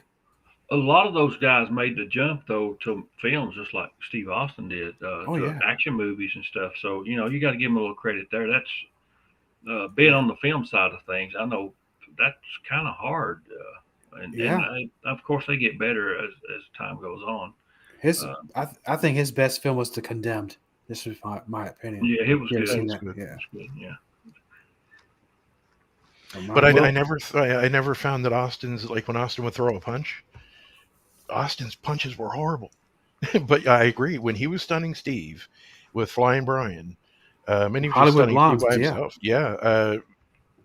That it was more about the wrestling. Even the ringmaster bit, when it first started, it was more about the wrestling with him. Then it became more about the brawling.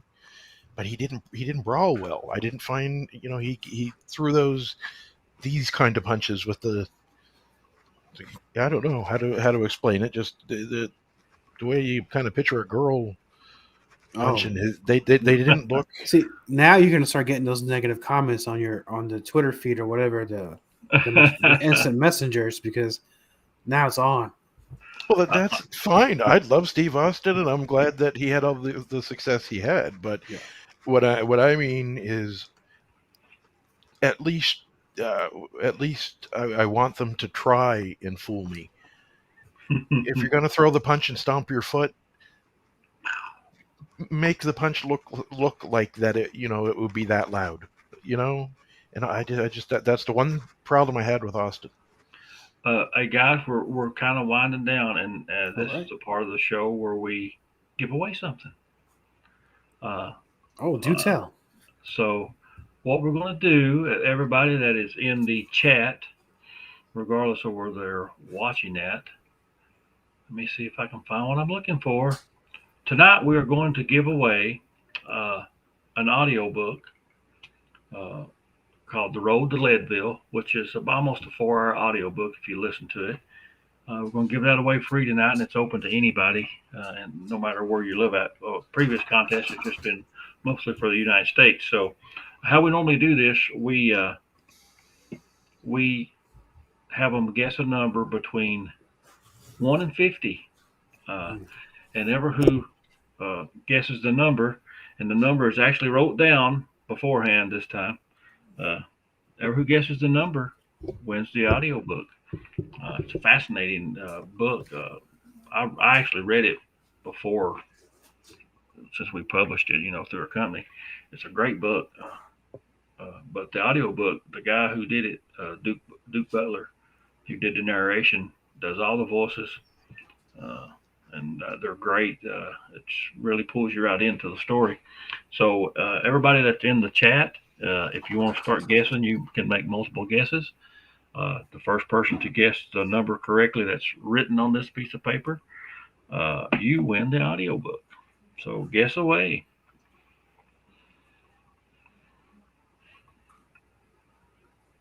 Are they going to do that now? They're going to mail that to you. Yeah, we have them do it live most of the time. So live in a living color from the mothership. Yeah, we've gave away books and Wendy's guessing me. One time she was lagging behind and she just kept on guessing and guessing and guessing and guessing. It was kind of funny. And Becca's in there listing some of my current, mine and her current favorite wrestlers, and that's one of them that she put in there.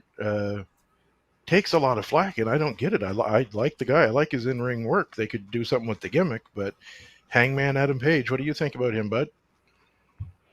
Oh, Hangman. He's had a pretty good career. He's got a lot of miles left in him, too. Oh, yeah, he's just young. I'll tell you, there's a guy to look out for now, and he wrestles a lot of the indies, but championship wrestler from Memphis, the Genetic Nightmare Mike Anthony, I think is a one to look out for. I mean, he's doing great things out there. If there were a stock market of wrestling, I would put some money in that.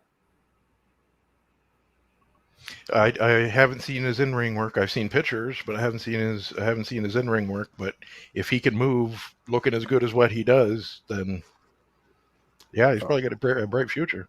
Well, we're gonna talk offline about that, man. Trust me. We got people guessing the numbers. Some of them's getting pretty close. I can give you a hint on this number. This is my favorite number. How are they gonna know that, Tom? Well, it's my favorite number. I've probably at one time or so I've probably said it before. It's my favorite number. Actually, when I played basketball, I wore this number. Oh, now I got to get on and find out about you. Get a basketball picture and put it up. You wouldn't find it in a picture or anything. Okay. No. But some of them are close. So, of course, the giveaway is just for the live audience. So if you're watching this on a replay, the contest is. Hey, Wendy, congratulations! You just won. That's it. Number 13. Number 13. Did they win the last time? 13. 13, yeah. 13, Wendy won. Out of all the numbers we can discuss about paranormal, you're bringing up number 13? That's always been my favorite number, man. I don't know. So congratulations to Wendy. All right, Wendy. Let's see. Let's show it on the stream. Let's see here. Let's do this. I forgot. I was going to check in with Wendy this week to see how she was feeling, but she was doing better. I've checked in with her 2 or 3 times. Wendy, all you need to do is you can contact me on Facebook, or you can even email me. The email is in the description of the live feed. You can do either one, and I will take care of you on that and tell you how to redeem the code, and it will not cost you anything to listen to this awesome book. And for those who have not listened to this book or read this book, if you'll pay attention, there's actually some Bigfoot references in it that if you're not careful, you'll overlook. Don't worry, Mom. Ma's in the chat room. I have a copy. I bought a copy of the book, so you can, if you want the book, I can lend you the book. Well, and we should mention too that we're going to have Jason on. Jason is going to be a guest. Yes, at the end of the month. At the end of the month, in March, yeah. But the Duke Butler, who does the narrations for that book, does an excellent job. He actually is working on another book for us but he got sick and got COVID. I think it was COVID, and he lost his voice for a while. And I don't think he's ever actually got his voice back to where he could do it. He's got a real southern drawl, westerny type voice anyway, cowboy type voice, which turned out real well for the western, and it'll turn out good for the other apocalyptic book thing we're doing too. But just a small update, we got 4 audiobooks in production right now that the narration is being done for. One of them is a vampire book, which has got it's a really cool story. Sandra Range DeBusk is the author. That's one of the books. What was the other one? There is a one that is a apocalyptic end of the world type scenario thing. That's a good book too. It's kind of interesting. It kind of reminds you a little bit of The Walking Dead or something, which is kind of cool. How you got to survive, try to find food, and keep the bad people from doing you harm. It's really, really good. So I'm hoping those will turn out very well too. And the other one is a romance book, which involves Bigfoot. It's not a erotic or anything like that. It's about a lady who gets some property from her grandparents, and she's having some marital trouble, but there is a Bigfoot on the property that's been there for, I don't know, like 50 years, and they kind of befriend one another and help each other through hard times. It's really interesting too, if you don't mind the romance type thing, and it's not erotic. You don't. I know some people are into the erotic Bigfoot stories, but this is not really erotic or anything. So we got stuff coming. Yeah, that sounds awesome. So I know we're almost pressed on time. Let me ask you. I'd like to get both of you on the show one more time together. And I ran this idea by Leo a while ago. I'm going to run this idea by you, Tom. And I think we talked about it. I want to sit down and talk about, we'll pick the top 3, name a number, Bigfoot hoaxes of all time. I'm going to call it the Great American Bigfoot Hoax. It's like the Great American Bash, but about hoaxes. What do y'all think about that? I think that'd be a really awesome episode. Yeah, absolutely. I'm in. There's so many to choose from. Yeah, but I bet, Tom, I would, if I was a gambling man, which I'm not, because I don't have any luck, so no. But I think we'd probably at least pick 2 of the same, if not all 3. Probably.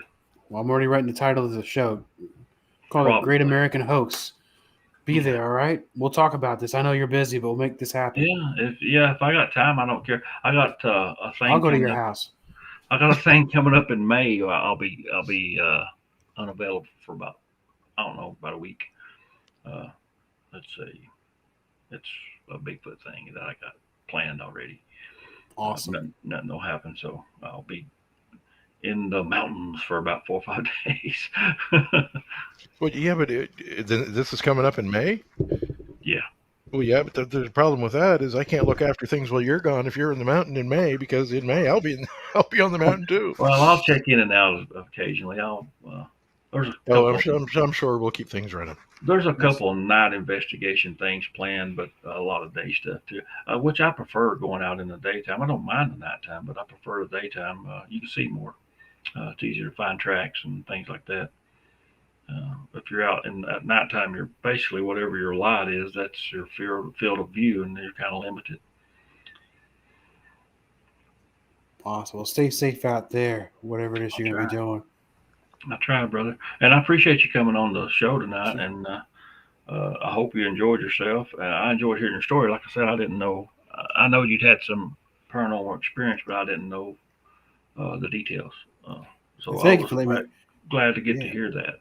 Yeah, thank you for letting me share my story. I'm not quite a wordsmith, but it's really good to get that out there, and definitely love to have you guys back on the show. And this is my first show I've ever done. I've never done anybody else's podcast or a live tube. This is my first one. Well, that's good. We're glad to have you. It's now you're old hat at it. You can do a bunch of them now.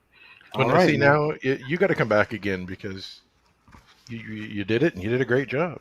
Yeah. Thank you. I look forward to coming back later this year. I really appreciate it. It's been an honor to be here. Thank you. And we apologize for not knowing everything. That's what happens. I know, man. That's what can you do? I just love them and go on. Look, what I don't know could fill a book, so we're good. Yeah, I know the feeling, buddy. If I knew it all, I sure wouldn't be going out there and humping it through these mountains in eastern Kentucky, 10, 12 miles, sometimes more. Oh yeah. So anyway, if anybody has any answers to add to this, put it on the group you guys have on Facebook. I look forward to hearing anybody's take on whatever I talked about tonight or whatever we did. So definitely a strange experience you've had. A couple of them there that I can understand them staying with you, and I can understand them weighing on you. Weighing on your mind sometimes. Thank you. But if anything, if you ever need to talk or anything, man, I'm around. I'm sure awesome. Leo feels the same way. I'm sure. Absolutely. Great. Well, I appreciate that. You're in my Rolodex, so you know how we go. And I understand. I've seen a lot of things, and I've dealt with a lot of people through life. It's had a lot of not just tragedies, but weird stuff happen to them. And I know sometimes it's just good to talk about it and get it out there, and it feels better to hear yourself talk about it, if that makes sense. To some people it may not, but to put it out there and get it off your chest, so to speak, it can really help you, and to talk about things like that. Oh yeah, most certainly did. I really appreciate you guys letting me share my story on your show, and congratulations. This is a huge success for you both.